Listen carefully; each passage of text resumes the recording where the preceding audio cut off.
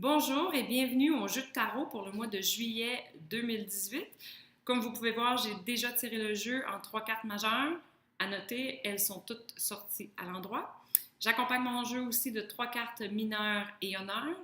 Et aujourd'hui, j'ai tiré une 4e carte majeure, que j'ai placée au-dessus. C'est une carte qu'on va nommer une carte témoin. Donc, on la met un peu à l'extérieur du jeu. Là, je l'ai mis au-dessus pour la photo. Mais c'est un peu une carte qui va nous indiquer la globalité du jeu. Quelle est l'énergie qui englobe tout le mois de juillet, tout le jeu ici présent en fait. Donc on peut faire ça dans plusieurs jeux, dans n'importe quel jeu en fait. Aller chercher une carte témoin pour aller chercher plus d'informations. Moi, ce que j'ai été chercher dans cette carte-là, c'est beaucoup l'aspect du travail. L'arcane sans nom, c'est une carte très active, on le voit avec sa faux. C'est quelqu'un qui fauche justement les champs, qui prépare les champs, qui travaille activement dehors. La deuxième chose que je sentais, c'est beaucoup l'énergie de l'été. J'étais énormément attirée par la peau du personnage qui est dévêtu. Donc l'été, c'est beaucoup plus léger, il fait chaud, on a envie de se dévêtir. Il y a une espèce de joie dans le travail qui s'installe avec le soleil puis les beaux jours. Donc, comment est-ce que ça vient influencer le jeu? C'est que le jeu va beaucoup nous parler de l'aspect du travail. Évidemment, on peut parler de la carrière, de ce qui se passe au bureau, de ce qui se passe dans n'importe quel environnement de travail que vous êtes. Mais il y a aussi l'aspect de travail hors de la carrière, c'est-à-dire si vous faites un travail personnel intense, si vous êtes un artiste que vous travaillez sur une œuvre, mais que vous n'êtes pas nécessairement payé pour ça. Est-ce que vous travaillez dans votre famille, dans votre couple? Est-ce que votre quotidien vous demande un travail intense? Donc tout ça, le jeu peut vraiment être interprété dans tout cet aspect très vaste, vague de travail. Donc on va commencer avec le début du mois de juillet. Donc, on commence, il y a une difficulté, hein, on s'entend. Le 8 de denier, malheureusement, nous parle beaucoup d'une difficulté. J'ai envie de dire, en fait, presque d'un karma qu'on traîne depuis longtemps. Pourquoi est-ce que je dis ça? C'est que, il y a la carte monde qui est sortie à l'endroit et la personnage principale regarde directement vers sa gauche. Donc, elle regarde vers le passé. Donc, c'est vraiment comme si elle observe tout le trajet, tout le chemin que cette difficulté-là a fait et que nous, on a fait avec cette difficulté-là, et on se rend compte que ça fait longtemps qu'on traîne ça. Comme c'est en denier, je serais tentée de dire que c'est une difficulté financière, ça peut être des dettes, ça peut être une difficulté même à travailler, soit au niveau physique ou même des blocages intérieurs qui nous empêchent de travailler.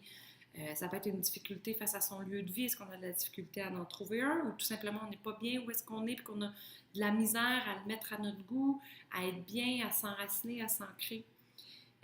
Donc tout ça donne l'impression qu'on a vraiment quelque chose pratiquement de karmique qu'on traîne et qu'on répète toujours et tout le temps. Donc on s'en rend compte, on est très conscient de tout ça à partir du début du mois de juillet. Par contre, ce qui est intéressant, c'est qu'on en est conscient, mais on se rend compte qu'on a tous les éléments pour enfin y faire face. Donc, on est prêt, en ce début de juillet, à faire face à cette problématique. On a assez d'énergie, notre conscience est là, on peut même avoir de l'aide.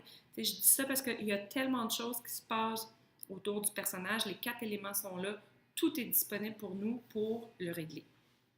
Et en effet, l'énergie rentre tout de suite après dans le diable et mesdames et messieurs, c'est vous, le diable, ce mois-ci. Donc, le personnage principal ici en bleu.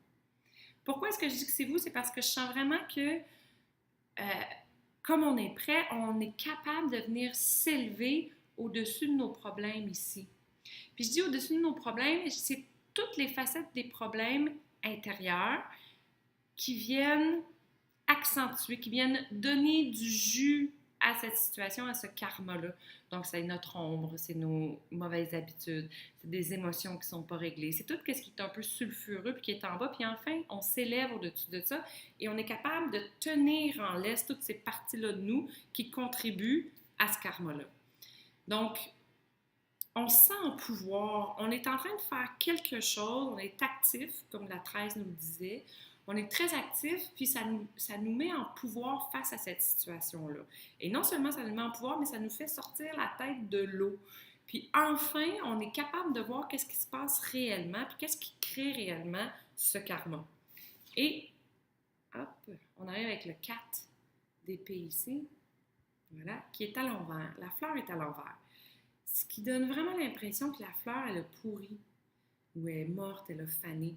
Donc, dans le 4, on a vraiment l'idée de racine. Donc, c'est comme si on est enfin capable de voir c'est quoi la racine pourrite qui crée ce karma. Et, surprise, cette racine pourrite est reliée à quelqu'un d'autre. C'est un personnage extérieur à vous. Cette personne-là, c'est le valet d'épée à l'envers. Ce que je cherche avec cette personne-là, c'est quelqu'un qui est un homme et qui est très immature face à son pouvoir. Donc, ça peut être un homme qui est plus âgé, mais il faut qu'il ait la qualité d'immaturité chez cette personne-là. Ça peut être quelqu'un de jeune, évidemment. Donc, l'immaturité se fait au niveau du pouvoir. C'est quelqu'un qui pense qu'il a beaucoup, beaucoup de pouvoir, donc que l'ego est très, très grand, mais que dans les faits concrets, cette personne-là en a que très peu du pouvoir. Donc là, écoutez-moi, parce que là, ce mois-ci, il faut redonner à César ce qui appartient à César.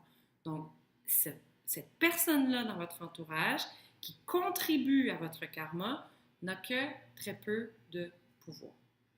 Puis ça, il faut l'entendre, il faut se le dire parce qu'il faut vraiment redonner à César ce qui appartient à César.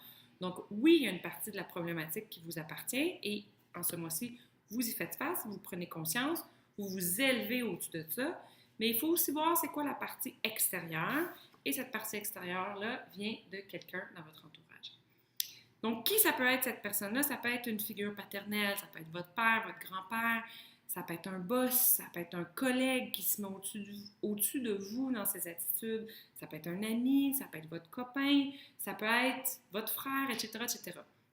Donc, n'importe qui se place au-dessus de vous et qui essaie d'avoir un pouvoir sur vous vient contribuer à ce karma que vous traînez depuis longtemps. Donc, il faut en prendre conscience. Et avec la papesse, qui est la dernière carte pour le mois de juillet, avec la papesse, ça vient assir encore plus l'idée de compréhension complète, globale, totale de la situation. On voit l'autre personne pour ce qu'elle est, le masque est enfin tombé.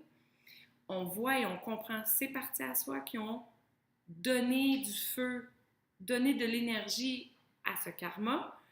Et on est fier, on est complètement assis, on se dit « Wow, je suis capable de régler cette problématique. » Et non seulement je suis capable, mais je suis en train de le faire.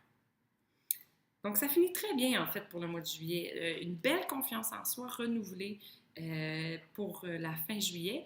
Et puis, c'est pas fini. Avec la carte 13 et la 15, que je sens très, très, très active, vous êtes très actifs en ce mois de juillet, c'est génial. Et je sens que ça va continuer jusqu'au mois d'août.